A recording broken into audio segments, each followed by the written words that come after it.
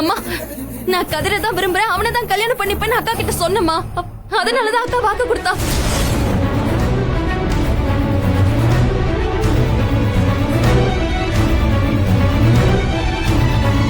பாவி பாவி, எனக்கு தெரியும்டி. ஏதாச்சும் இந்த மாதிரி கோளாறு பண்ணுவேன்னு எனக்கு நல்லா தெரியும். அறிவு கெட்டவளே, என்ன காரை பண்ணிட்டு வந்திருக்கா?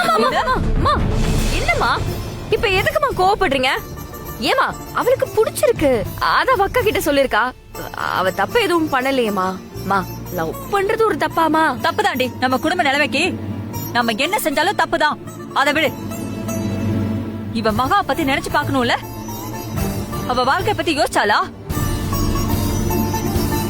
ஐயோ, பொழுது விடிச்சு பொழுது சாஞ்சா ஏதாச்சும் ஒரு பிரச்சனை வந்துகிட்டே தான் இருக்கு. நானும் என்னதான் பண்ணுவேன்? நீயே கொஞ்சம் யோசிச்சு பாரு. அக்கா சம்மதிச்சிருக்கானா, அதுல எந்த பிரச்சனையும் இல்லன்னு தானமா அர்த்தம். ஏய், என்ன பிரச்சனை இல்ல? அங்க என்ன பிரச்சனை இல்லன்னு கேக்குறேன். ஒரு பொண்ணு அந்த வீட்ல கட்டி கொடுத்துட்டு நான் தினம் தினம் அழுது தீர்த்திட்டு இருக்கேன். இதுல இன்னொரு பொண்ணு வேற அந்த குடும்பத்துல அனுப்பணுமா? முடியாது.